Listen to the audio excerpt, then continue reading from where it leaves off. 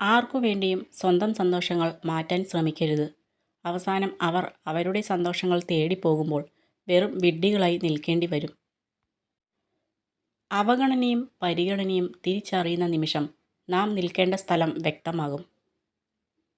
കാലിടറുമ്പോൾ ഒരു കൈത്താങ്ങിനായി കൊതിക്കാറുണ്ട് പലരും പലപ്പോഴും. ഒരു അർത്ഥത്തിൽ ആ വിശ്വാസം തന്നെയാണ് പരാജയവും. കൂട്ടിന് ആരുമില്ലെന്ന് സ്വന്തം മനസ്സിനെ വിശ്വസിപ്പിക്കണം. ഒരുപക്ഷെ അതുതന്നെയാണ് യാഥാർത്ഥ്യവും. ജീവിതത്തിൽ ഞാൻ ഏറ്റവും ഇഷ്ടപ്പെടുന്നത് എൻ്റെ നഷ്ടങ്ങൾ തന്നെയാണ്. കാരണം ആ നഷ്ടങ്ങളിൽ ഏറെയും എൻ്റെ ഇഷ്ടങ്ങളായിരുന്നു. മനസ്സിൽ ഒന്നും ഒളിപ്പിച്ചു വയ്ക്കാൻ കഴിയാത്തവർക്കും കളങ്കമില്ലാതെ സ്നേഹിക്കുന്നവർക്കും കൂട്ടിനുള്ളത് എന്നും വേദനകൾ മാത്രമായിരിക്കും. ഒരു വാക്കായാലും ഒരു പുഞ്ചിരിയായാലും പിന്നീടാകട്ടെ എന്ന് കരുതി മാറ്റി വയ്ക്കാതിരിക്കുക. പിന്നീട് കൊടുക്കാൻ നമ്മളോ വാങ്ങിക്കുവാൻ അവരോ ഉണ്ടായിരിക്കണമെന്നില്ല. അമ്മ ഒരു പാഠമല്ല, അനേകായിരം പാഠങ്ങൾ ഉൾക്കൊള്ളുന്ന ഒരു വിശുദ്ധ ഗ്രന്ഥമാണ്. മനസ്സിൽ നന്മയുള്ള മക്കൾക്ക് മാത്രം വായിക്കാൻ കഴിയുന്ന വിശുദ്ധ ഗ്രന്ഥം. ജീവിതമാണ്. തോൽക്കപ്പെടും, ചതിക്കപ്പെടും, പുച്ഛിക്കപ്പെടും. ചെയ്യുന്നത് ശരിയാണെങ്കിൽ വിജയം ഒരുനാൾ നമ്മളെ തേടി വരും.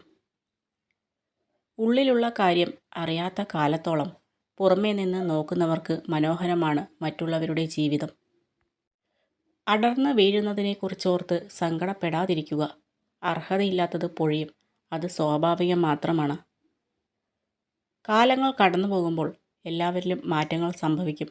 ഇന്ന് നമ്മെ ചേർത്തു നിർത്തിയവർ നാളെ നമ്മളെ മാറ്റി നിർത്തിയേക്കാം. അവരുടെ മനസ്സിലെ മുൻഗണന മാറുമ്പോൾ നമ്മുടെ സ്ഥാനത്തിലും മാറ്റം വരാം. മൂല്യമുള്ളതും അസാധ്യവുമായ ഒരു കാര്യം നാം നേടിയെടുക്കാൻ ആഗ്രഹിക്കുമ്പോൾ വെല്ലുവിളികൾ നേരിടേണ്ടി വരും. രണ്ട് കണ്ണുകളും ഇല്ലാത്തവർ മാത്രമല്ല, തൻ്റെ ഇണയുടെ ഹൃദയം കാണാത്തവരും അന്ധരാണ്. തോറ്റുപോകുന്നത് നാണക്കേടാണ് എന്ന ചിന്തയാണ് പലരെയും ഒരു കാര്യം ചെയ്യാൻ തുടങ്ങുന്നതിൽ നിന്ന് തന്നെ പിന്തിരിപ്പിക്കുന്നത്. തെറ്റുകൾ ആർക്കും സംഭവിക്കാം. അതുകൊണ്ട് തന്നെ തെറ്റ് വരുത്തുന്നതിലല്ല, ചെയ്ത തെറ്റിനെ സ്വാധീനം ഉപയോഗിച്ച് ന്യായീകരിക്കുന്നതാണ് ഏറ്റവും വലിയ തെറ്റ്. ഒരാൾ മിണ്ടാതിരിക്കുമ്പോൾ നമ്മൾ അനുഭവിക്കുന്ന വിഷമം എത്രത്തോളമുണ്ട്, അതായിരിക്കും നമുക്ക് അയാളോടുള്ള സ്നേഹത്തിൻ്റെ ആഴം.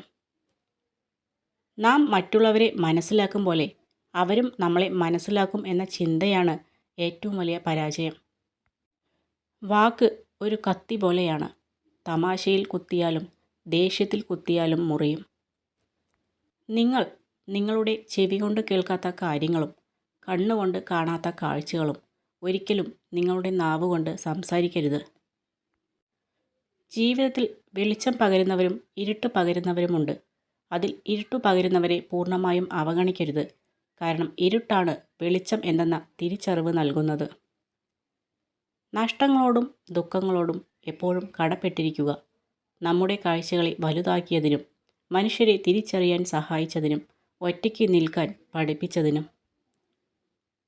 കൈവിട്ടു പോയതൊക്കെ നഷ്ടങ്ങളാണെന്ന് നിരാശപ്പെടാതെ, കയ്യിലുള്ളത് നഷ്ടപ്പെടുമോ എന്ന് ഭയക്കാതെ ജീവിക്കാൻ കഴിയുന്നുണ്ടെങ്കിൽ അവിടെയാണ് നമ്മുടെ ജീവിതം സുന്ദരമാകുന്നത്. നിങ്ങളുടെ ജീവിതത്തിലെ എല്ലാ ഘട്ടങ്ങളിലും ഒരൊറ്റ വ്യക്തിയായി തന്നെ തുടരുക. സാഹചര്യങ്ങൾക്കനുസരിച്ച് മുഖംമൂടികൾ അണിയാതിരിക്കുക. നിങ്ങളുടെ സന്തോഷത്തിൽ സന്തോഷിക്കുന്നവരെയും നിങ്ങളുടെ ദുഃഖത്തിൽ ദുഃഖിക്കുന്നവരെയും ഒരിക്കലും മറക്കരുത്. അവരുടെ ഹൃദയത്തിൽ നിങ്ങൾക്ക് എപ്പോഴും ഒരു സ്ഥാനം ഉണ്ടായിരിക്കും. നിങ്ങൾ യാഥാർത്ഥ്യത്തെ ഉൾക്കൊണ്ടുകൊണ്ടും അഭിമുഖീകരിച്ചുകൊണ്ടും മുന്നോട്ട് പോവുകയാണെങ്കിൽ ജീവിതം വളരെ എളുപ്പമാണ്. മറിച്ച് നിങ്ങൾ അത്യാഗ്രഹത്തിലും സ്വപ്ന ലോകങ്ങളിലും മാത്രം ജീവിക്കുകയാണെങ്കിൽ ജീവിതം വളരെ കഠിനമേറിയതായിരിക്കും. ജീവിതത്തിൽ ഭയപ്പെടാൻ വിനിയോഗിക്കുന്ന സമയവും ഊർജവും പ്രവൃത്തികൾക്ക് നൽകിയാൽ ഉറപ്പായും നിങ്ങൾക്ക് വിജയിക്കാൻ കഴിയും. താങ്ങി നിർത്താൻ ആരുമില്ല എന്ന തിരിച്ചറിവിൽ വേണം നാം ജീവിക്കേണ്ടത്. എങ്കിൽ മാത്രമേ തകർന്നു പോകുന്ന ഓരോ അവസ്ഥയിലും നമുക്ക് തളർന്ന് വീഴാതിരിക്കാൻ കഴിയൂ. ഇന്നലകളിലെ നഷ്ടങ്ങളെക്കുറിച്ച് നിരാശപ്പെടേണ്ട. നാളത്തെ അവസ്ഥയെക്കുറിച്ച് വ്യാകുലപ്പെടുകയും വേണ്ട. ഇന്ന് നാം സന്തുഷ്ടരാണോ എന്നതിലാണ് കാര്യം. അവനവൻ്റെ കാര്യലാഭത്തിനു വേണ്ടി മാത്രം നമ്മളുമായി അടുപ്പം കാണിക്കുന്നവരെ തിരിച്ചറിയാൻ കഴിഞ്ഞില്ലെങ്കിൽ അതൊരു പരാജയം തന്നെയാണ്. നമ്മുടെ പ്രിയപ്പെട്ടവരുടെ മനോവിചാരങ്ങൾ ഒരിക്കലും മറ്റുള്ളവർ പറഞ്ഞ് നമ്മളറിയാൻ ഇടവരരുത്.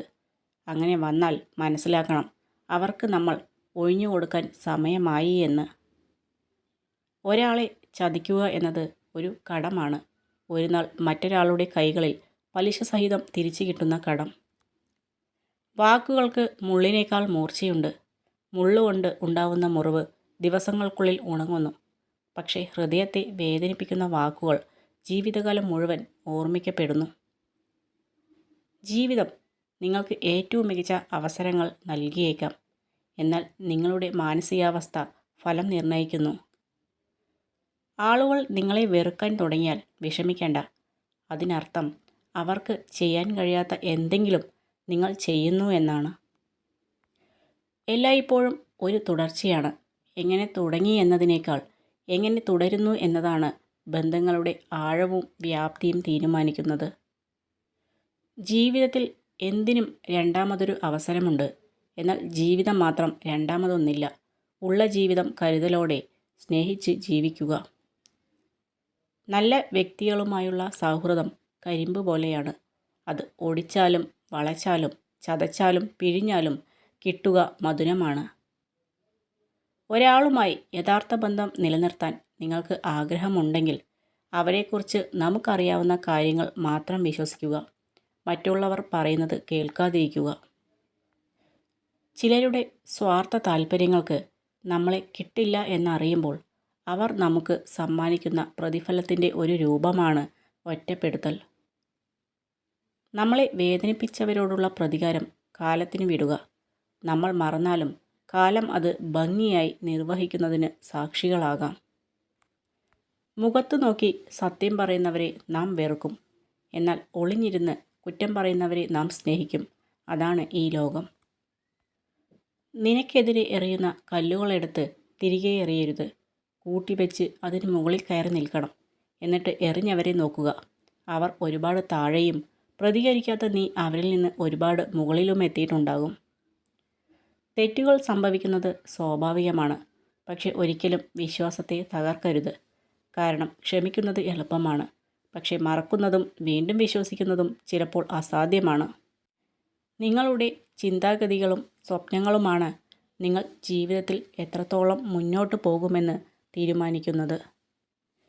നിങ്ങളുടെ വിജയത്തിൽ നിങ്ങളുടെ ബുദ്ധിയുടെയോ കഴിവിൻ്റെയോ ഭാഗ്യത്തിൻ്റെയോ സ്വാധീനത്തിനപ്പുറത്താണ് നിങ്ങളുടെ ചിന്താഗതികൾക്കും സ്വപ്നങ്ങൾക്കും ഉള്ള സ്ഥാനം.